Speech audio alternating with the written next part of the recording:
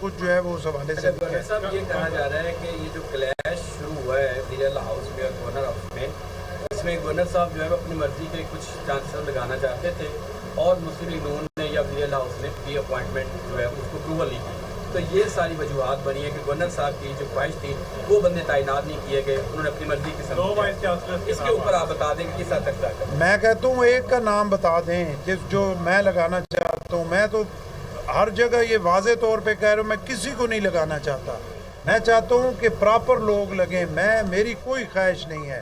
اور سب سے بڑا میرا سوال یہ ہے کہ یہ جو وائس چانسلر اپوائنٹ ہوئے ہیں یا جو سرچ کمیٹی نے بھیجے ہیں، کیا پورے پنجاب میں یہی لوگ ہیں جنہوں نے اگر ایک پنجاب یونیورسٹی سے ہے اس کو ٹرانسفر کر کے جی سی میں لگا دیں، جی سی والا ہے اس کو فیصل آباد میں لگا دیں؟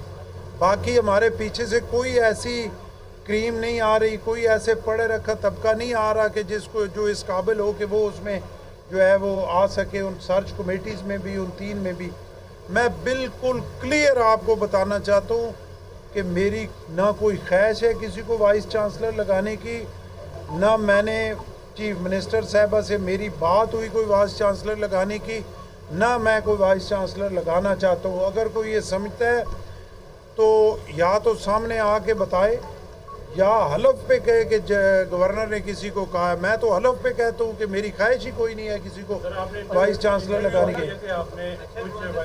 اب اگلے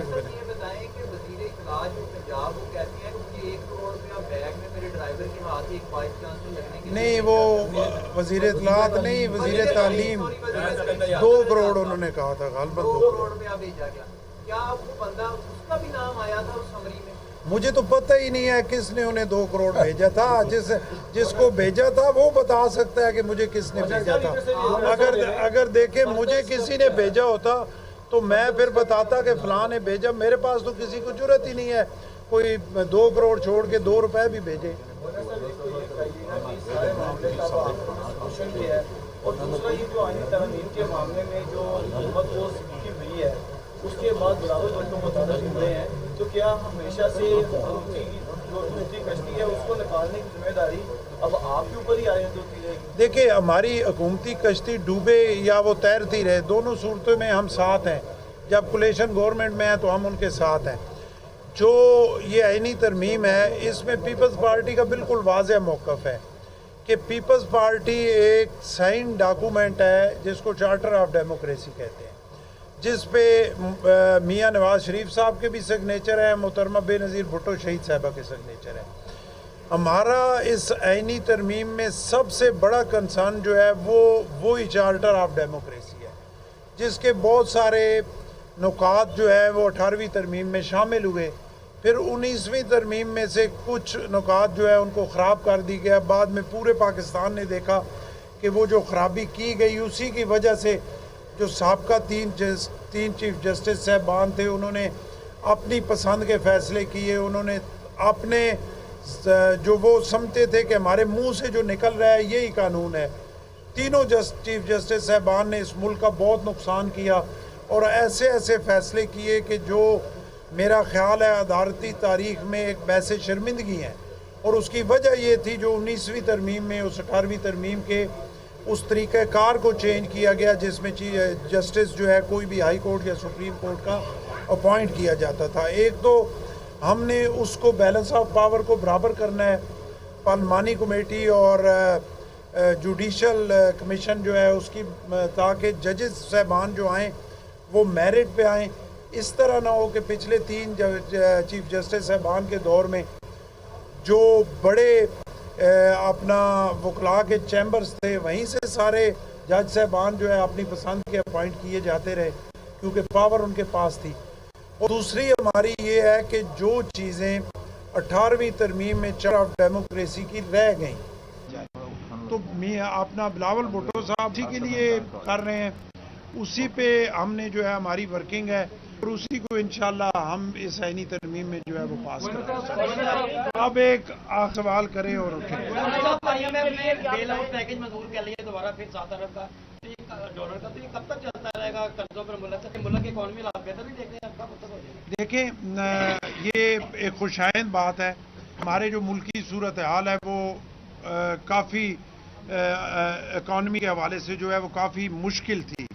आहिस्ता आहिस्ता चीज़ें आपको भी देखें नज़र आना शुरू हो गया कि चीज़ें बेहतर हो रही हैं, और उसकी वजह यह है कि सियासी तौर पे क्योंकि चीज़ें अगर चलना शुरू हुई हैं तो फिर इकानमी भी जो है वो बेहतर होनी शुरू हुई है। और ये जो IMF का पैकेज है इससे यकीनन बेहतरी आएगी। जैसे आपने देखा कि जो इंटरेस्ट रेट था वो नीचे आया, आपने देखा पेट्रोल डीजल नीचे आया, और बहुत सारी चीज़ें जो है वो बेहतर होना शुरू हुई। तो हम तवक्को कर सकते हैं कि इस पैकेज के बाद चीज़ें और बेहतर होंगी और मुल्क इकानमी में भी स्टेबल होगा, सियासी तौर पे स्टेबल होगा, लॉ एंड ऑर्डर बेहतर होगा, और इंशाल्लाह चीज़ें बेहतरी की तरफ जाएंगी। पीपल्स पार्टी का मैंने पहले आपको कहा, चाहे चीफ वाइस चांसलर के हवाले से हो चाहे एनी के हवाले से हो, हम मेरिट से हट के कोई बात ना पहले की है ना कभी करेंगे, क्योंकि इन सारी चीज़ों के बेनिफिशरी पीपल्स पार्टी कभी नहीं रही। आप तारीख पे नज़र दौड़ाएं तो ये जो चीज़ें ऊपर नीचे होती रही हैं इनके बेनिफिशरी कोई और रहे हैं, पीपल्स पार्टी कभी नहीं हुई। पीपल्स पार्टी को हमेशा रगड़ा लगा है, तो हम इसलिए चाहेंगे कि चीज़ें सारी मेरिट पे। बहुत शुक्रिया।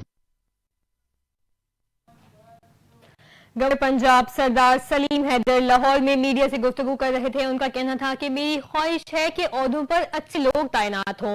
वाइस चांसलर्स की तैनाती के मामले पर मेरा कोई झगड़ा या लड़ाई नहीं। गवर्नर पंजाब ने कहा कि वाइस चांसलर्स वो हैं जो बच्चों को एक कौम बना सकें। एक शख्स का नाम बता दें जो मैंने दिया। गवर्नर पंजाब ने कहा कि वाइस चांसलर्स के नामों पर दोबारा गौर करने की जरूरत है। किसी की जरूरत नहीं कि वो मुझे 2 करोड़ या क्या 2 रुपए भी भिजवाए।